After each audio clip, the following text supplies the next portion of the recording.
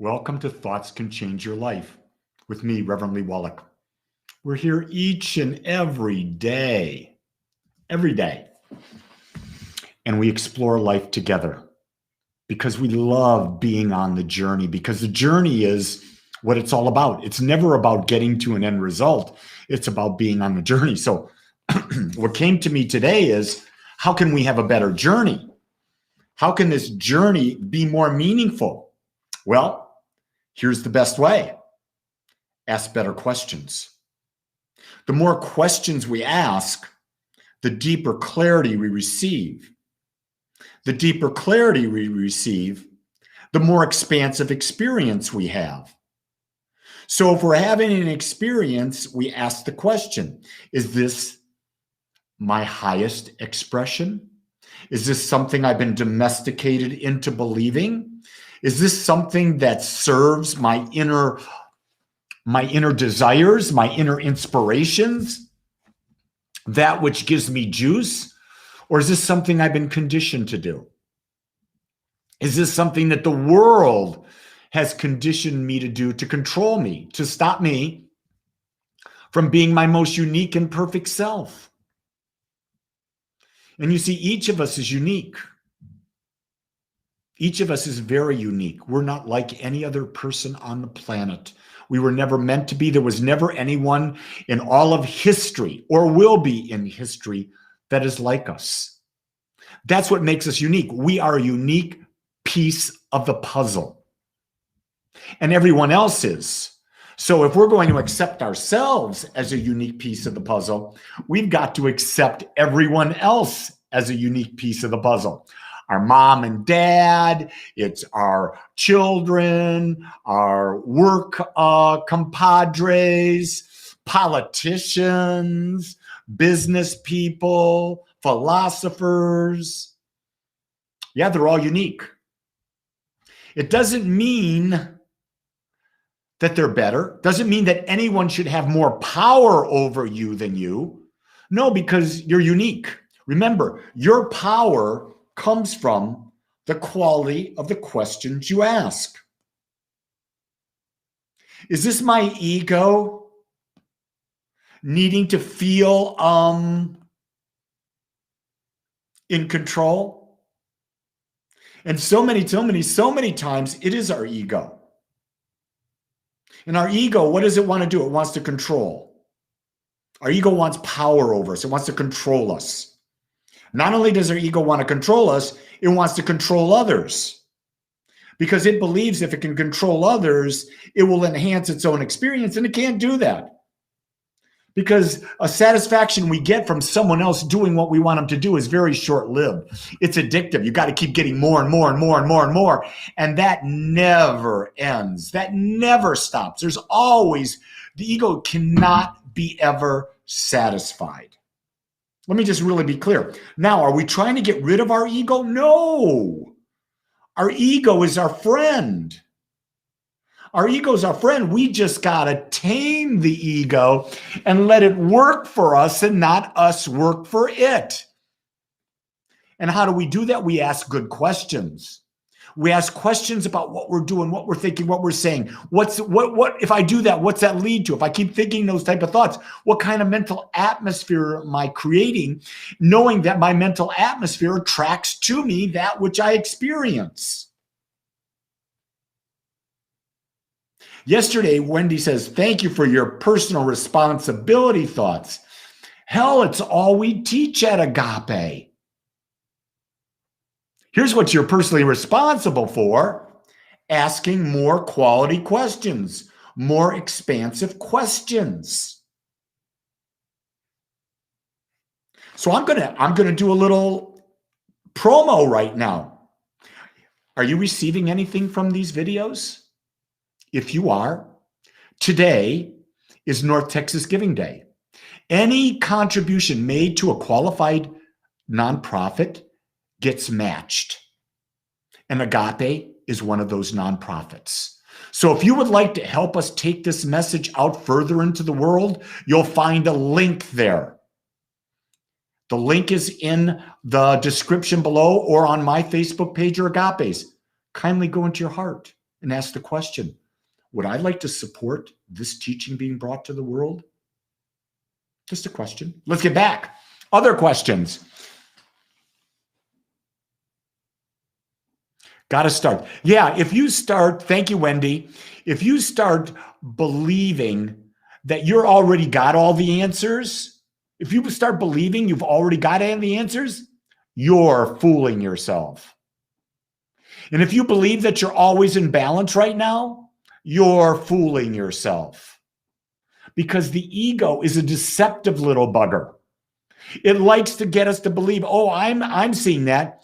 Here's the key thing. Ask the question. Am I in judgment? Do I think I'm right and someone else is wrong? Anytime there's judgment, you're not in balance. Always that. Here's a great question that I ask. We had a bizarre discussion yesterday. We had a bizarre discussion, my son and my wife and I. But what would happen if I died or Jean died? Would we find a partner equal to that? And we were asking questions about that. And I was saying, wow, this is a bizarre discussion. Because in my wife, I have found my life partner. I know that. I have found my life partner. If Jean were to die, or I were to die, could we ever replace? And the answer is no. Could we find something different and go on? Yes. But you don't want to ever replace anything. It's impossible. It's impossible. If you start comparing, like your friend Wendy, you're talking about, she lost her husband to COVID. If she starts, when she's done grieving, a year or so, whatever it takes her to grieve, and she starts going into the world, if she tries to replace him, it'll never happen. What she has to do is she has to ask quality questions. If I were to take on a new partner in my life at this time, what kind of partner would I want to be with? What qualities would I want in that partner? Realizing not to replace. You can't. Lori says, my pop did. I asked him how he could be with someone else after being in love with the love of his life for 30 years. It's real simple. Dad's got a lot more life. And dad wants to share that life. And dad wants a partner to share that life with. And dad deserves that life. And your mother would want your dad to do that. Because your mom, she's in the next world, whatever that is. She's fine. She doesn't need your dad. There is no marriage in the other world. We think, oh, I'm married in this world. I'll be that way. Hey, JJ, I love a hiking companion. My wife's not one. She doesn't like to hike. I do. Maybe in the next world, JJ, you and I could be hiking companions.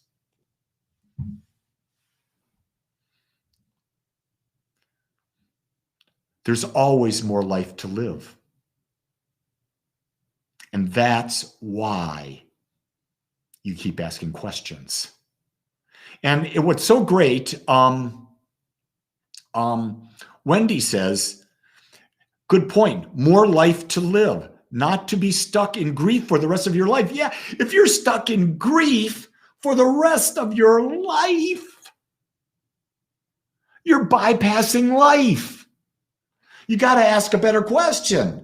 I know grieving. I know I'm going to miss the person, but I can't grieve all my life.